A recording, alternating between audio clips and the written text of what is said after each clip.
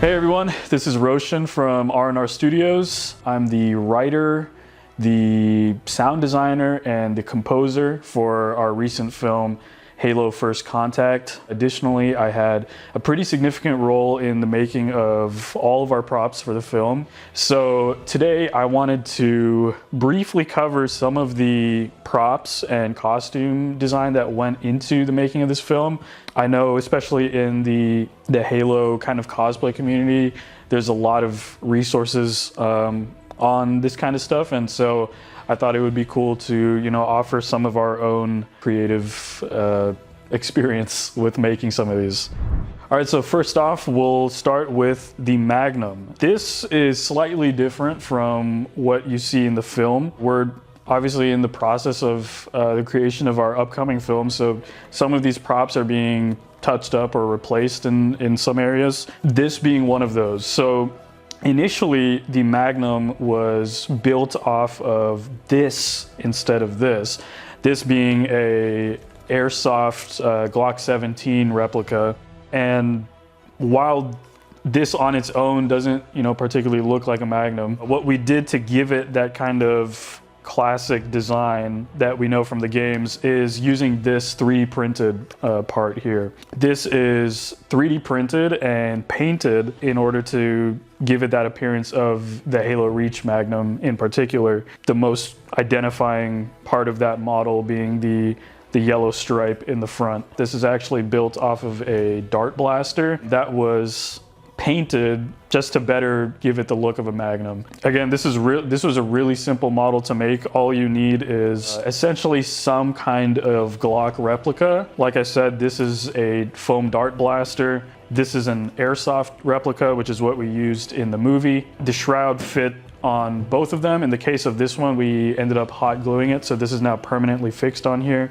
But it is initially designed for airsoft replicas. So the application of this on the airsoft replica was pretty straightforward, and you could actually, interchangeably remove it when you wanted to. So again, this is a pretty simple build. It really just comes down to your level of understanding of painting, and specifically things like weathering and detailing, in order to give it that kind of worn, battle-hardened look. So the other pistol that we use in the film is a lot more reminiscent of the standard Glock 17 model. This is also an airsoft Glock 17 replica with a 3D printed extended barrel shroud that connects via the bottom rail here at the front of the weapon. And it also has a replacement 3D printed iron sight. What we were going for with this is essentially something reminiscent of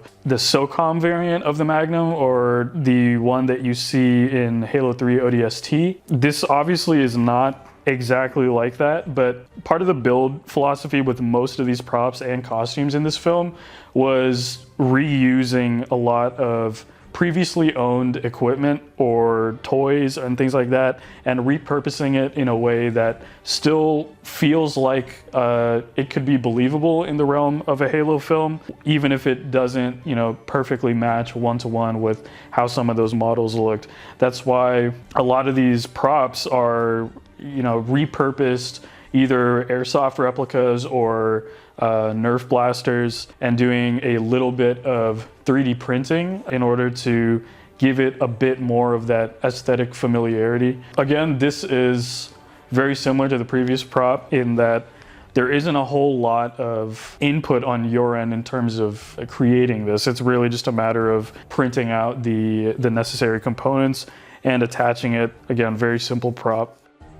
Up next, we'll talk about the other probably most easily recognizable prop in the film, being our very custom Halo Reach MA-37 assault rifle. So like I said, a lot of our design philosophy with these props was repurposing previously owned toys and equipment in order to make that Halo aesthetic. And this definitely, I think this prop exemplifies that the most. A lot of keen-eyed viewers were able to immediately tell what the core of this build is, and that being a Nerf Raven. At its core, it is a Nerf blaster with a bunch of additional pieces on here. So up here at the top, this is a flash hider from essentially a off-brand Nerf adjacent blaster that we kind of just pried off of that and placed onto here. Further down, this is the barrel attachment piece from the Nerf Recon that's been painted, of course, and then attached to the Raven in order to give it a bit more length. Over here is the iconic Nerf Recon's laser attachment, which we've kind of remodeled slightly with the use of this 3D printed piece here. This was a custom made piece that we created just to extend the length of the laser attachment and also have it sit a bit more flush with the rest of the prop, more similar to how we see in the actual Halo assault rifle model. On the other side of the front, we have the iconic ammo counter piece, which this is 3D printed. This is a publicly available model. Obviously, it is essential for this kind of prop. I think the thing that we wanted to also make sure, similarly with the Magnum, that's kind of essential to some of these Reach weapons, is of course the yellow stripe at the front that's been heavily weathered with the use of a black wash and silver weathering that we also see elsewhere on the prop. And then further down again, like we've covered already, this is at its core the Nerf Raven. The main modifications that have been made with this, of course, being that the carry handle is no longer present. We used a Dremel tool in order to hack off the carry handle, give this a bit more of a flat and flush look so it doesn't look, it's not on the same vertical height as the ammo counter, and using a 3D printed flat, just a flat thin piece, we were able to cover some of the holes that were present after dremeling through it. Yeah, that's pretty much it.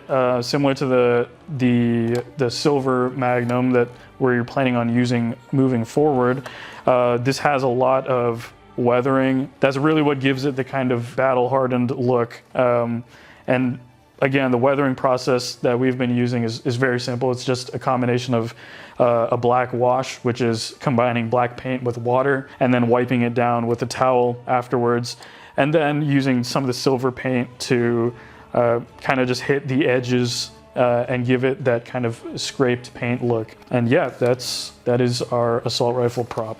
Lastly, with the weapon props, we have our take on the Halo battle rifle. Obviously, this weapon was not present in the game of Halo Reach, but with the expanded Halo lore, we wanted to create something that was representative of the overarching expanded Halo universe. So this was a prop that probably required the least amount of modification on our end because it is based on the Nerf Longshot, which by default already kind of has many of the characteristics of the battle rifle. So again, starting top to bottom, this is a aftermarket part from also like an off-brand kind of a dart blaster. Further down, you might recognize the bipod that is typically permanently fixed onto here has been removed, and this is just because it's not really present on the battle rifle. Again, the Longshot by default has this carry handle, which is, not really the same shape as it is on the Halo battle rifle, but the fact that it's even present was definitely a plus. On top of the carry handle, we have a scope from, I want to say, the Vortex line of Nerf blasters. Again, one of those components that we found lying around and were able to repurpose for this project. Obviously, this is not a bullpup style weapon by default. In order to actually use this as it was intended, you're supposed to put a Nerf magazine in here, but that's just not how the battle rifle operates. And so for the film, we ended up just not putting a magazine in here at all, and kind of, especially with this large stock, left it to the viewer to imply that the magazine would be housed inside here. Very simple paint application of just spray paint and a black wash and some silver weathering. And yeah, that's essentially our battle rifle prop. Moving away from the weapons, now we're going to go a little bit in depth with the costume, in particular the ODST costume and how we were able to assemble this. We'll go ahead and start with the helmet. So this is probably the prop which has experienced the most change since its feature in Halo First Contact, and that's simply because we're in the process of repurposing this for a different character in our upcoming film. So a lot of these helmet attachments that are present here at the moment, of course, were not in the film, but everything else is exactly the same. At its core, this is essentially a Halloween costume that was purchased on AliExpress. This was really not intended to be a cosplay-friendly helmet whatsoever. In fact, before this, chrome visor was placed in here, it was actually just entirely walled off with two very small cuts that were presumably for, to be able to look out of, but they were far too small to realistically use as a way to see out of this thing. The first order of business when we received this was to make that actually something you could use. The process essentially just entailed using a Dremel tool to cut out the entirety of the visor shape here. And then once that was done, using the smooth attachment for the Dremel to then give this a bit more of a flat, seamless look here, no sharp edges and things like that. And then we were able to replace the really inaccurate orange visor that this helmet had come with and use a actual, more accurate chrome visor. The chrome visor, initially we used the one that was sold by Galactic Armory. In the process of filming, we encountered a lot of rain, so the visor was damaged a little bit in the sense that a lot of paint had been stripped. And so following that, we ended up replacing this visor with one that was purchased on Etsy. All that to say, there's a lot of great resources for purchasing visors. So definitely check out some of the different options for that and see what makes sense to you. At its core, they all kind of serve the same purpose. None of these white details and things like that were actually present with the original paint coating. It was also a much lighter gray, and it didn't really have a metallic look to it whatsoever.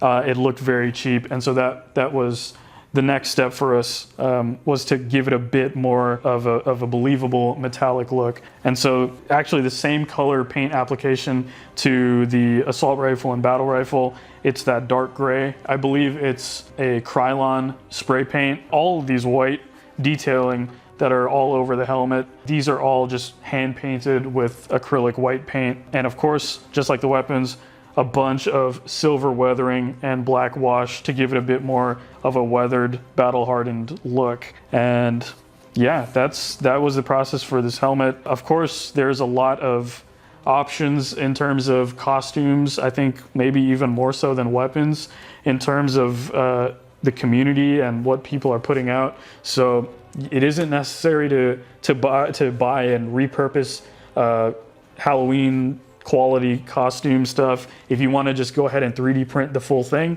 that's definitely an option. There are definitely companies and or just people who are listing some of these 3D models, so definitely look into that as well. In this case, just repurposing a Halloween prop, I think this turned out perfect for what we were going for. Probably one of the best looking props in the film. Up next, we have the iconic ODST shoulder pad piece. This is an entirely 3D printed piece. And this is also a publicly online model. So that's how we were able to get our hands on it. In total, 3 independent pieces. This middle section is glued onto the top section here. And this bottom section originally was kind of free floating. It was attached, or it was meant to be attached with the use of zip ties on the back here. And that kind of gave it a little bit of flex. So that any kind of shoulder movement, it would kind of, adhere to your arm without lifting up in a weird motion.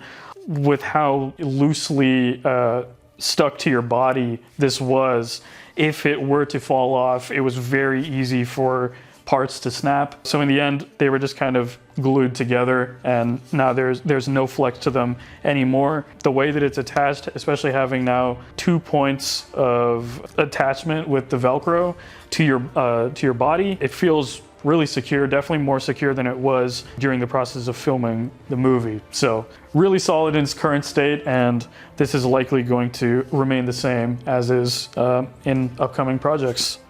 All right, so the last piece of costume that we developed for this character was, of course, the chest piece. At its core, what we ended up using is an airsoft vest. Again, similar to our previous props and costume, this is repurposed, this was previously owned. We just needed a means to attach the ODST chest piece, and so that's the purpose that this airsoft vest was able to serve. The way that it was set up in the movie, the chest piece was attached to the vest using 2 points of contact of Velcro strips. One of the common occurrences that we were running into with the making of the film was this, chest piece moving around a lot, or in the worst cases, just falling off of the vest entirely. Go for it. Dude, there's no way. Like, the thing exploded in half. Like, Are you f***ing me? That is... Our fix for this was to actually scrap the system of Velcro attachment entirely, and we actually went to using zip ties instead. So the zip tie, we essentially just drilled a couple holes into the plastic of the chest piece and ran the zip tie through those holes and through some of the MOLLE webbing. Similar to the shoulder pads, we were able to find a workaround after the creation of the film, but moving forward, this will be really useful. Hopefully we won't run into those problems anymore. All right, so that was a look at all of our props and equipment that we made for the purpose of our film, Halo First Contact. Hopefully we're able to give you guys a little bit of creative inspiration for making your own props, maybe if you're interested in Halo cosplay or filmmaking.